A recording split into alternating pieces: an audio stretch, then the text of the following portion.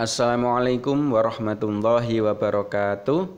Siswa kelas 5, bagaimana kabarnya? Semoga kalian baik-baik saja. Oke, untuk pelajaran pada kali ini kita melanjutkan pembahasan kemarin, yaitu mengenal nama Allah dan kitabnya bagian yang kedua. Kalau bagian yang pertama kemarin itu mengenal nama Allah, untuk bagian yang kedua ini kita mengenal kitab Allah. Jadi Allah itu telah menurunkan kitab-kitabnya, nanti diturunkan kepada para nabi untuk umat manusia. Oke, kita bahas bersama-sama. Yang pertama terkait dengan kitab Allah, bahwa iman kepada kitab Allah itu termasuk rukun iman yang ketiga. Kalian masih ingat rukun iman itu ada berapa? Oke, rukun iman itu ada 6. Yang pertama iman kepada Allah, yang kedua iman kepada malaikat Allah, yang ketiga ini iman kepada kitab Allah, yang keempat iman kepada Rasul Allah, yang kelima iman kepada hari kiamat, yang keenam iman kepada qada dan qadar. Maka iman kepada kitab Allah itu termasuk rukun iman yang ketiga.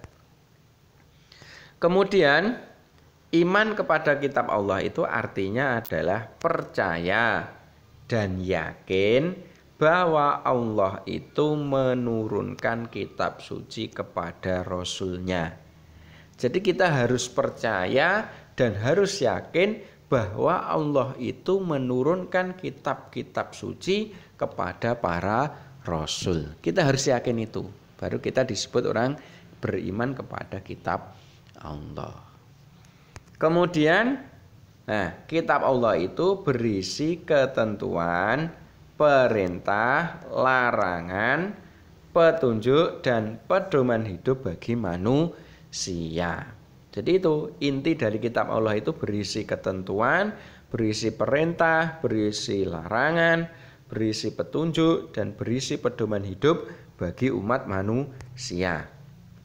Nah, kemudian kitab Allah yang wajib kita imani itu ada 4. Jadi ada 4 kitab yang wajib kita yakin dan percayai bahwa 4 kitab ini diturunkan oleh Allah kepada para Rasul. Terus 4 kitab itu apa saja? Nah, ini yang pertama ada kitab Taurat. Sudah pernah mendengar nama Taurat? Kira-kira kitab Taurat ini diturunkan kepada nabi siapa? Ada yang tahu? Oke, tentu ada yang tahu ya. Kita lanjutkan, kitab Taurat itu diturunkan kepada Nabi Musa di Bukit Tursina atau Bukit Sinai. Jadi Nabi Musa itu mendapatkan kitab Taurat itu di atas Bukit Tursina. Nah, isi dari kitab Taurat itu adalah yang pertama mengakui keesaan Allah. Jadi kitab Taurat itu mengakui bahwa Allah itu esa, Allah itu satu. Kemudian isinya lagi yaitu menghormati orang tua. Jadi ajaran dalam kitab Taurat itu kita harus menghormati orang tua. Kemudian larangan membunuh. Nah, ini kitab Taurat isinya, dilarang untuk membunuh. Kemudian larangan mencuri. Itu dalam kitab Taurat, dilarang mencuri. Kemudian larangan menjadi saksi palsu. Dalam kitab Taurat disebutkan seperti itu, dan memuliakan hari Sabtu. Ini untuk kitab Taurat, ya. Nah, kitab Taurat itu apakah termasuk kitab yang berlaku untuk kita saat ini? Nah, kitab Taurat itu menjadi petunjuk bagi bangsa Israel pada saat itu. Jadi ketika kitab Taurat ini sekarang itu sudah diganti dengan yang namanya kitab Al-Quran, yang nanti akan kita bahas di nomor 4. Jadi kitab Taurat ini berlaku hanya untuk bangsa Israel pada masa itu. Itu ya untuk kitab Taurat. Kita lanjutkan untuk yang kedua. Kitab yang kedua namanya adalah Kitab Zabur. Kitab Zabur. Pernah mendengar nama Zabur? Ya, kira-kira Kitab Zabur itu diturunkan kepada Nabi siapa? Ada yang tahu? Oke, Kitab Zabur itu diturunkan kepada Nabi Daud. Ya, jadi Nabi Daud itu mendapatkan kitab dari Allah namanya Kitab Zabur. Nah, Kitab Zabur ini berisi mazmur. Apa itu mazmur? Mazmur itu adalah nyanyian dan puji-pujian kepada Allah. Isinya adalah puji-pujian kepada Allah. Itu Kitab Zabur. Terus, apakah tidak berisi syariat dan perintah? Tidak berisi syariat dan perintah. Kenapa seperti itu? Karena Nabi Daud itu meneruskan syariatnya yang dibawa Nabi Musa. Artinya Kitab Zabur itu nanti itu masih mengacu pada kitab Taurat dan berdakwanya atau berlakunya juga untuk bangsa Bani Israel pada saat itu, sama seperti kitab Taurat. Jadi kitab Zabur itu hanya berisi tentang nyanyian puji-pujian kepada Allah. Untuk syariatnya itu sama dengan kitab Taurat yang diturunkan kepada Nabi Musa, dan itu hanya berlaku untuk Bani Israel pada saat itu. Kita lanjutkan yang ketiga, kitab Allah, yaitu kitab Injil. Pernah mendengar kitab Injil? Kira-kira kitab Injil itu diturunkan kepada Nabi siapa? Nah, kitab Injil itu diturunkan kepada Nabi Isa. Jadi Nabi Isa itu mendapatkan kitab Injil dari Allah. Isinya apa? Isi dari kitab Injil itu tentang ajaran tauhid atau tentang keesaan Allah.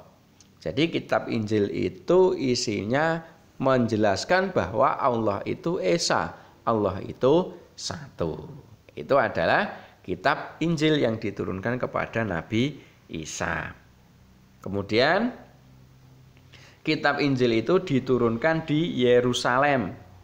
Nah, kitab Injil itu fungsinya untuk menyempurnakan ajaran Nabi Musa dan sebagai petunjuk bagi bangsa Israel. Sama seperti kitab Zabur, sama seperti kitab Taurat. Berarti kitab Taurat, Zabur, Injil itu diperuntukkan hanya untuk bangsa Israel. Kemudian untuk yang selanjutnya, yang keempat atau kitab yang wajib kita imani yang terakhir namanya kitab Al-Quran. Sudah mendengar kitab Al-Quran? Oh, tentu sudah. Saya kira semua sudah tahu yang namanya Al-Quran. Kira-kira Al-Quran itu diturunkan kepada Nabi siapa? Pasti jawabannya Al-Quran itu diturunkan kepada Nabi Muhammad. Oke. Jadi Al-Quran itu diturunkan kepada Nabi Muhammad melalui perantara malaikat Jibril. Itu Al-Quran. Kemudian selanjutnya yaitu Al-Quran itu diturunkan sangat lama, yaitu secara berangsur-angsur. Secara berangsur-angsur itu sedikit demi sedikit. Kita ketahui bersama bahwa Al-Quran itu kan ada 30 juz. Jadi ketika turun itu tidak langsung 30 juz turun semua, itu tidak. Tapi biasanya ayat demi ayat itu turun itu sesuai dengan kenyataan pada saat itu. Nah, Al-Quran itu diturunkan selama 22 tahun, 2 bulan, dan 22 hari. Ini selama Nabi Muhammad diangkat menjadi Nabi dan Rasul sampai nanti wahyu yang terakhir turun sampai Nabi Muhammad menjelang wafat itu. Selama 22 tahun, 2 bulan, dan 22 hari. Kemudian wahyu yang pertama kali turun itu adalah surat Al-Alaq ayat 1 sampai 5. Tahu surat Al-Alaq yang Iqra bismi rabbikal ladzi khalaq, yang itu adalah wahyu yang pertama kali Turunnya di Gua Hira pada saat Nabi Muhammad berkholwat atau menyendiri di Gua Hira. Kemudian wahyu yang terakhir itu adalah surat Al-Maidah ayat 3 yang itu al-yauma akmaltu lakum dinakum wa atmamtu alaikum ni'mati wa raditu lakumul islamadina.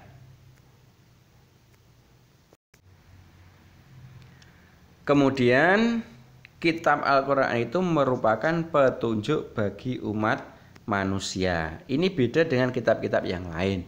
Kalau kitab yang lain itu hanya untuk umat tertentu, kalau Al-Quran ini petunjuk untuk seluruh umat manusia. Jadi semua manusia itu petunjuknya adalah kitab Al-Quran. Itu mulai dari Al-Quran diturunkan sampai nanti hari kiamat. Itu Al-Quran akan tetap seperti sekarang ini, ya, tidak akan berubah meskipun hanya satu huruf. Itu adalah kitab Al-Quran. Kemudian selanjutnya ajaran yang terpuji dalam kitab Allah. Jadi kitab Allah yang 4 itu tadi yang wajib kita imani itu ada beberapa ajaran yang terpuji. Yang pertama yaitu ajaran terpuji kepada Allah. Apa saja itu? Nah, contohnya adalah yang pertama yaitu tentang ibadah sholat. Dan juga tentang ini, anak sedang berdoa kepada Allah. Sholat berdoa itu berkaitan dengan beribadah kepada Allah. Kemudian yang kedua, ajaran terpuji dalam kitab Allah adalah ajaran terpuji kepada sesama manusia. Kalau tadi kepada Allah, sekarang sesama manusia. Contohnya apa ajaran terpujinya? Yang pertama, ini saling bersalaman, berarti hidup rukun.